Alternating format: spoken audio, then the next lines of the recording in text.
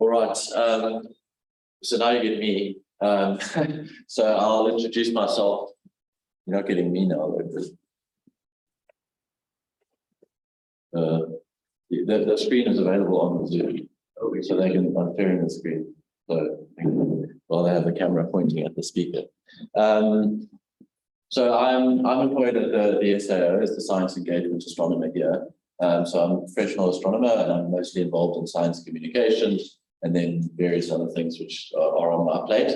But in the context of today's meeting, I am the newly elected president of the Astronomical Society of Southern Africa, and I'll be serving for the next 2 years leading up to 2024, which, as Takalani and Petri have both mentioned, is a very big year for astronomy in South Africa.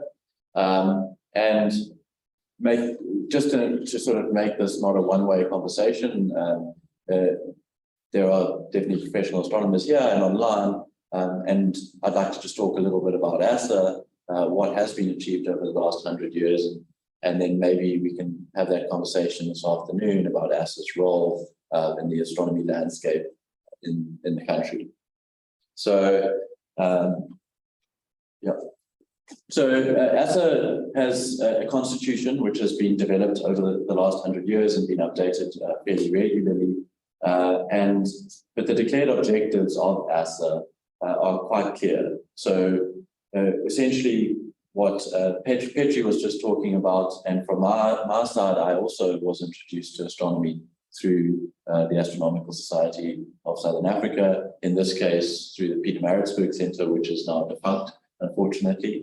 And I used to bully my father to driving me to the meetings on a Saturday night and sitting there for all hours through telescopes. And I mean, he said he was interested too, but he didn't become an astronomer. So yeah, that was also sort of my introduction. I think it was incredibly valuable, and those were free. There was a public talk, much like the sort of open nights we have here, or the Cape Center meetings.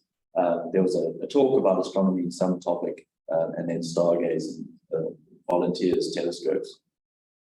So yeah, the encouragement and stimulation of astronomy, and then people getting into the study. And I think that's something which it's the first thing in the ASSA Constitution, and I think something which we can definitely improve on and continue to work on going forward. And then, of course, associating the observers with astronomical research, and Takalani mentioned that, and I'll mention it in a little bit more detail now. And then we've got a couple of speakers later, such as Tim, who will talk about some of the work they've done in astronomical research.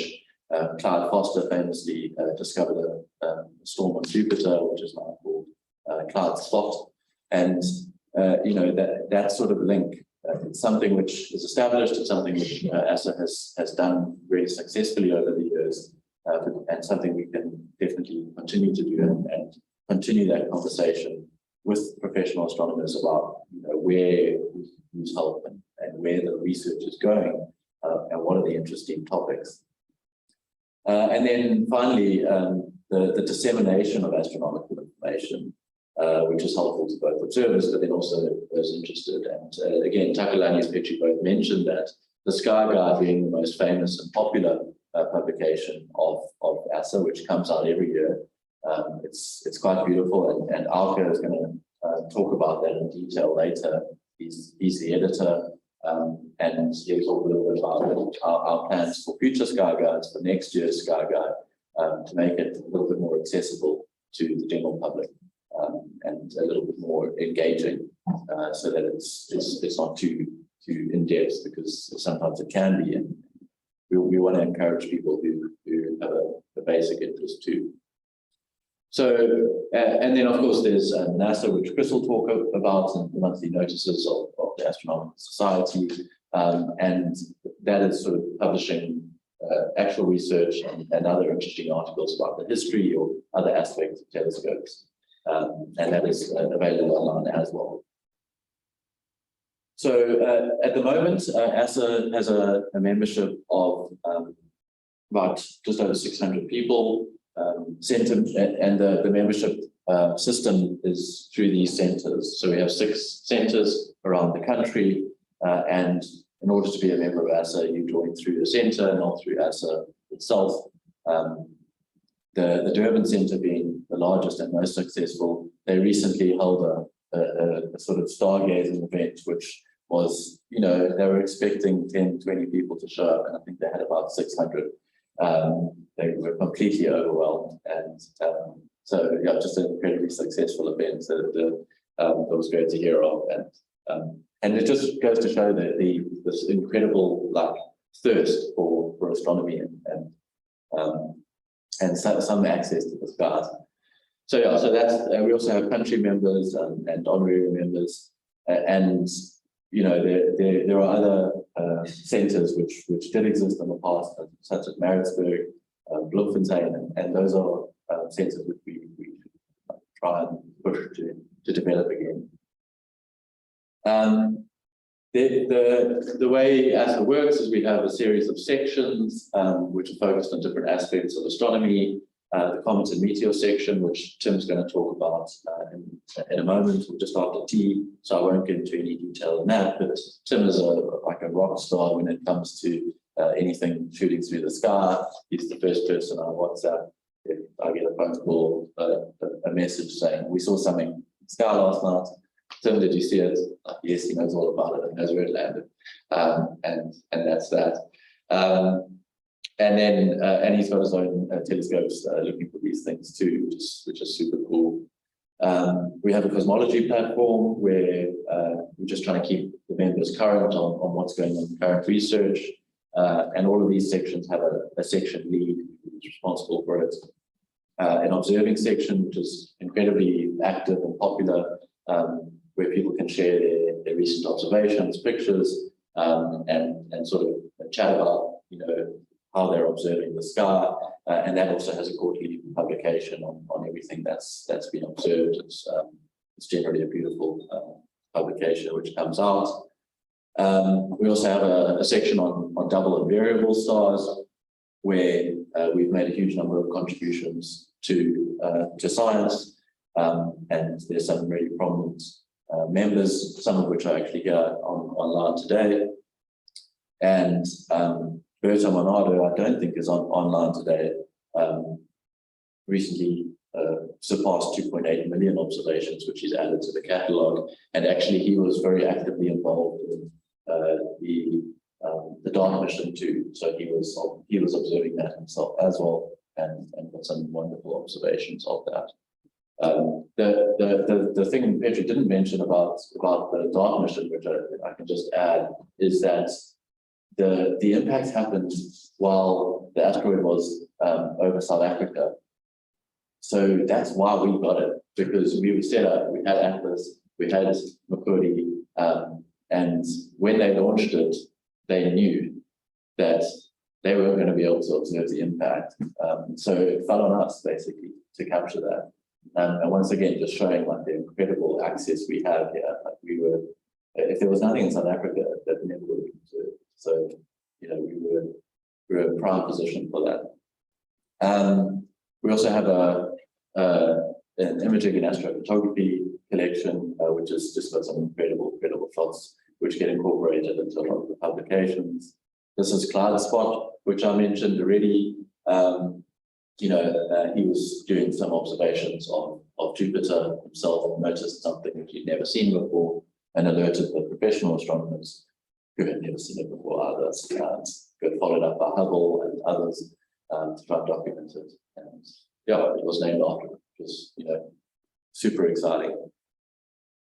We also have sections on instrumentation, and I think that, you know, Takalani mentioned that the incredible skills and expertise when it comes to the instrumentation required to do astronomy, that there's a wealth of that knowledge sitting within ASSA, and definitely something which we can tap into and share. There's a photometry and spectroscopy section. You know, a lot of people are using just ordinary telescopes and DSLRs and doing really world-class science. High quality observations, which are incredibly valuable and can be added to to the databases and used for research.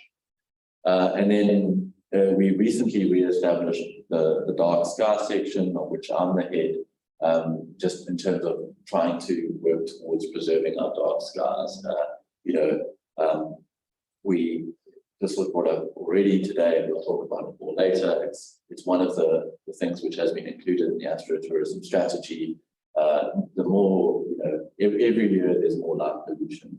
We even notice in Sutherland, you can see Worcester, you can see Cape Town glowing on the horizon. And that's something which is only going to get worse unless we actively address it. So we're looking at ways to do that, dark sky certifications, and how we can distribute information about that. ASSA's also, got a couple of scholarships. We're actively involved in trying to encourage people to study astronomy, and we give undergraduate scholarships every year. We awarded two, one to Gary Lowe, and then also another one to Adnan Nathu, who is from Mauritius. So we're not just supporting South Africa, but Southern Africa and beyond. They're both in their third year at UCT and are now funded by ASSA. I've mentioned the Sky Guide already and Manasseh, and they will be talked about a little bit more detail later on. And then this afternoon we're going to have a discussion about where does ASSA go from here? How do we integrate into the astronomy landscape and try and grow together as a community and then also as an organization. And look at the next 100 years, or in my context, just 2. But we'll see what I can do. I'm not planning to be around for 100 years in any capacity. Okay, so that's me. If there are any questions on the chat, I'm happy to take them, or any in the room here too. I think everyone really knows quite a lot about ASSA. Yeah. Yes. The dark sky information that we get from the Dark Sky Society and your reference to what ASSA is doing, it just strikes me that it's really hard actually to do something. There's a problem with it, you can see it. But can you just give some feel of the interactions or the impact areas that you think you can make a difference? Sure. In practice. So the question was basically with dark sky reserves and light pollution, it's very difficult to make an impact, and how can we actually make an impact? And I think that is something we're grappling with at the moment. One of the ways we can do it is through legislation. Things like the Astronomy Geographic Advantage Act is incredibly powerful if you do want to implement something like that.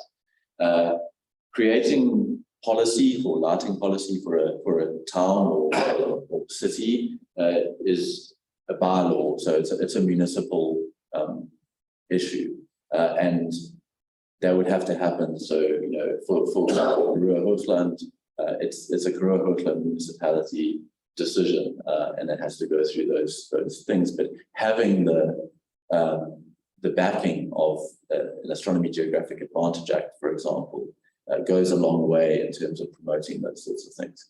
And again, the astrotourism strategy, which will be a national astrotourism strategy supported by the government, is another way in which we can, lean on municipalities and individuals to make these changes that are required. So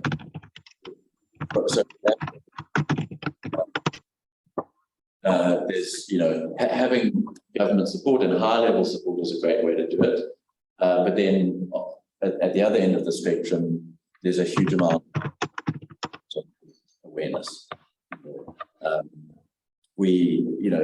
I was in the Khalkhari last week, and we're sitting in the middle of nowhere. And they have floodlights, onto the game so that you can see the game.